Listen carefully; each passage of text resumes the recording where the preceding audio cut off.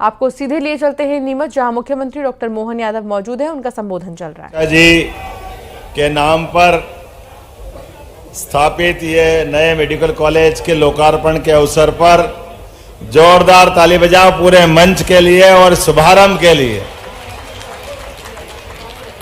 और एक बार आज धन्वंतरी जयंती है, तो बोलिए भगवान धन्वंतरी महाराज की, भादवा मैया की।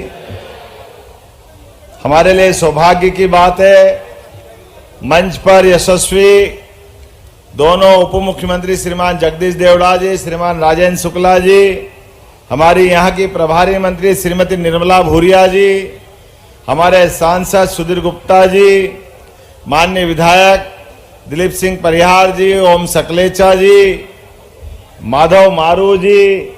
इस अवसर पर हमारी जिला पंचायत के अध्यक्ष जी, जिला अध्यक्ष जी, जनपद पंचायत सहित सभी पूर्व विधायक और सभी गणमान्य अतिथि, जोरदार अभिनंदन करें सबके लिए। मैं बिल्कुल संक्षिप्त समय के लिए बगैर किसी भूमिका के सीधे आपके सामने खड़ा हुआ हूं। इसलिए भी खड़ा हुआ हूं कि आज अपने नीमच के लिए, नीमच के विकास के लिए, चिकित्सा सेवा के समूचे प्रदेश की समृद्ध परंपरा को और समृद्ध बनाने के लिए नीमच में तो पता नहीं परमात्मा की विशेष कृपा थी। यहां तो अपने बीच में से बीमारी के लिए नीमच भगवान का भी विशेष आशीर्वाद देता है। यहां डॉक्टर कम चाहिए, भादवा माता का पानी से ही लोग अच्छे हो जाते। ये आनंद कहीं आता तो नीमच में आता। लोगों को आश्चर्य लगता है, कई लोगों को जादू लगता है, कई लोग समझते ही नहीं है, कई लोग मजाक उनके हिसाब से हो सकता है, लेकिन हमारे लिए श्रद्धा का केंद्र है। भादवा माता का आशीर्वाद ये हमारे लिए कई कारणों से बहुत महत्व का है। और भाजपा के लिए स्वर्गीय वीरेंद्र कुमार सकलेचा जी का नेतृत्व, क्या होती है प्रशासनिक कुशलता, क्या होता है नेता का चरित्र, और क्या होती है दमदारी काम करने की, ये इसकी लघु मिसाल कहीं मिली है। पूरे प्रदेश के लिए नीमच और मंदसौर, पूरे प्रदेश के लिए और भाजपा के लिए पूर्ववर्ती जनसंघ के जमाने से सबसे मजबूत जिले में से एक नीमच जिला, ये मैं आपको बधाई भी देता हूं। और उनके नाम पे जो घोषित किया है, यह हमारा सौभाग्य भी है। स्वर्गीय वीरेंद्र कुमार सकलेचा जी ने अपने 67 के समय उप मुख्यमंत्री के रूप में जो काम किया है, और बाद में आपातकाल के अंदर संघर्ष करते हुए भी सरकार जब जनता पार्टी की बनी, तो अपनी प्रशासनिक कुशलता के साथ एक मुख्यमंत्री का कार्यकाल कैसा होता है, गैर कांग्रेसी मुख्यमंत्री के रूप में हमारे सभी मुख्यमंत्री ने एक से बढ़कर एक काम किया है, कोई किसी से कम नहीं। लेकिन वीरेंद्र कुमार जी सकलेचा जी ने भी इतनी लंबी लाइन खींची है कि वास्तव में उसको देख के आनंद आता कि हमारे लिए वो सदैव अपने लिए प्रेरणा के और आदर्श के एक अलग नेता के नाते से जाने जाते हैं। आज के इस अवसर पर चूंकि मुझे तुरंत निकलना है, बोलने के लिए तो बहुत कुछ बोलना था, और नीमच में आके तो ऐसा लगता है कि माइक मिल जाए और नीमच वाले मिल जाए तो सब भूल जाओ और कुछ याद ही नहीं रहता। इतना प्रेम लुटाते हैं।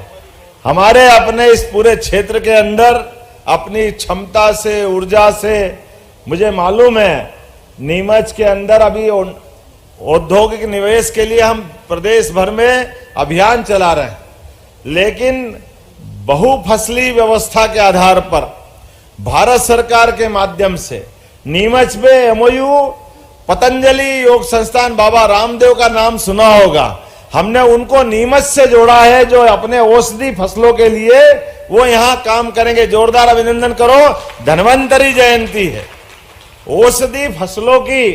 माननीय जगदीश जी, माननीय राजेंद्र जी, ये सबसे बड़ी मंडी है पूरे प्रदेश के अंदर। धोली मुसली, अश्वगंधा, एशिया की सबसे बड़ी मंडी। और दिमाग वालों की भी कमी नहीं नीमच में है, एक से बढ़कर एक। क्या जोरदार सारे ताले बंद को खोलने का अगर कहीं मौका मिले तो नीमच में ही मिलता है और कहीं नहीं मिलता है।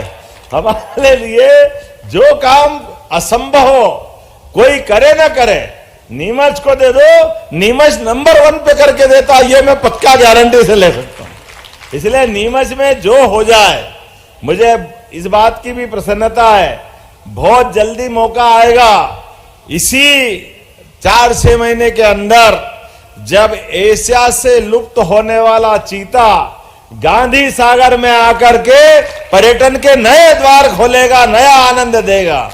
और ये मेडिकल कॉलेज आने वाले समय में अपने होनहार विद्यार्थियों के भरोसे से चिकित्सा क्षेत्र में न केवल प्रदेश, न केवल देश, बल्कि दुनिया में नाम कमाएंगे, ये मैं शुभकामना देता हूं, बधाई देता हूं।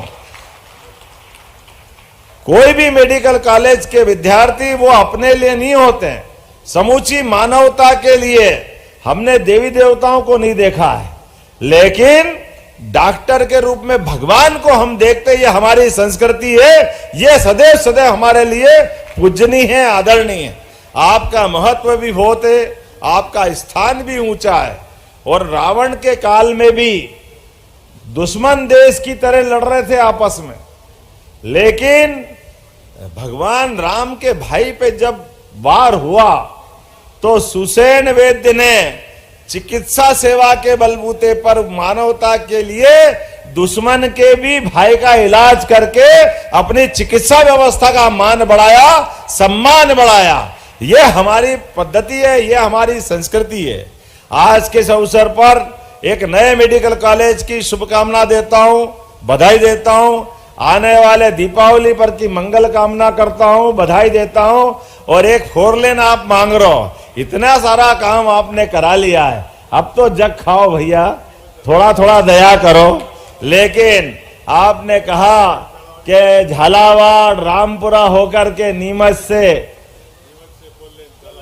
झालावाड़ होकर 4 लेन बनाने की मांग कही है, और मैं भूल नहीं सकता हूं, रामपुरा से भी मेरा विशेष संबंध रहा है। जगदीश देवड़ा जी के माध्यम से 40 साल से हमारे बीच में, भले वो मल्हारगढ़ के विधायक है, लेकिन पूरे प्रदेश के नेता है और परिषद के समय से जगह जन जन से जुड़े हुए हैं।